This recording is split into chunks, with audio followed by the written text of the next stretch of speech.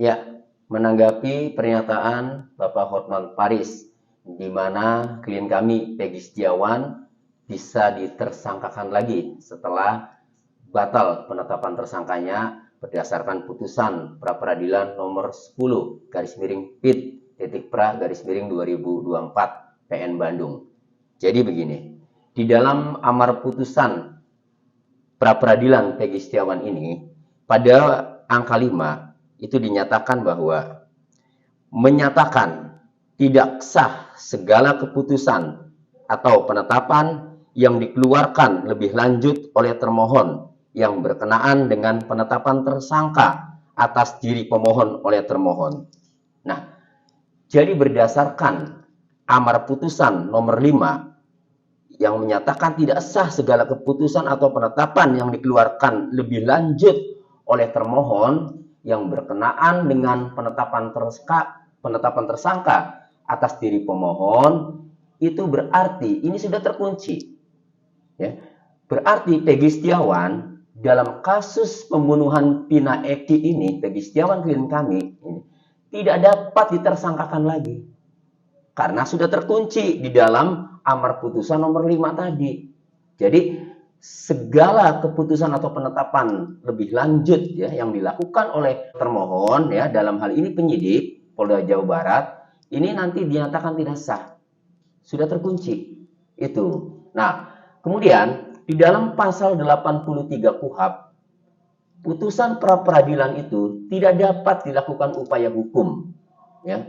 Sehingga putusan pra peradilan atas nama Peggy Setiawan yang menyatakan penetapan tersangkanya itu batal demi hukum, kemudian tidak dapat ditersangkakan lagi berdasarkan amar putusan nomor 5 ya. Ini sudah final, sudah berkekuatan hukum tetap. Itu.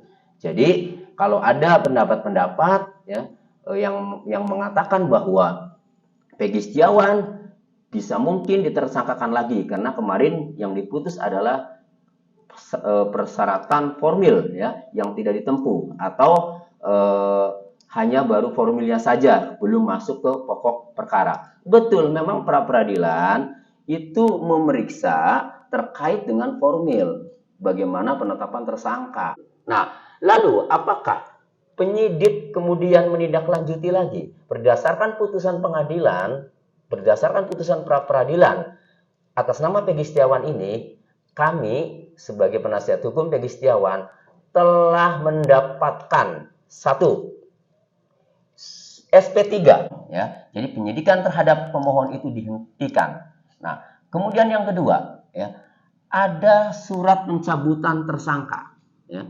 Jadi surat pencabutan tersangka ini, nah berarti selama ini tersangka yang disandang oleh Peggy Setiawan itu telah dicabut. Berarti Peggy Setiawan bukan tersangka lagi. Kemudian yang ketiga, kami juga mendapatkan surat perintah pengeluaran tahanan. Nah, jadi sebelum Peggy Setiawan waktu itu dibebaskan malam itu, nah kami mendapatkan 3 surat itu. Surat penghentian penyidikan perkara ya. Kemudian surat pengeluaran tahanan, yang ketiga adalah surat pencabutan tersangka. Nah, kemudian kami juga mendapatkan salinan bahwa penyidik ya, telah memberitahukan kepada Kejaksaan Tinggi Jawa Barat bahwa status tersangkanya telah dicabut, perkaranya untuk penyidikan tersangka Peggy Setiawan ini telah dihentikan. Itu. Nah, sehingga kami berkesimpulan bahwa Peggy Setiawan ini tidak akan bisa ditersangkakan lagi ya. Kecuali silakan penyidik kalau mau membuka lagi ya atau melanjutkan perkara kasus Pina Eki ini, silakan telusuri dari nol, silakan usut lagi, selidiki dari nol ya. Karena banyak sekali kejanggalan-kejanggalan pada putusan Pengadilan Negeri Cirebon atas nama 8 terpidana itu, diantaranya adalah 6 handphone yang tertuang sebagai barang bukti dalam amar putusan atas nama 8 terpidana itu belum pernah dibuka. Isi percakapan, riwayat percakapan atau media sosialnya di 8 handphone itu tidak pernah dibuka. Kemudian ada lagi CCTV. Kesaksian Dodi Irwanto dan Gugun Gumilar itu tidak pernah dibuka. Nah, itu kan ada kejanggalan, sehingga penyidik Polda Jawa Barat kalau melakukan penyidikan lagi terhadap kasus Tina Eki ini, cobalah buka CCTV, cobalah buka handphone yang sudah disita, yang sudah menjadi barang bukti. Download Tribun X sekarang, menghadirkan lokal menjadi Indonesia.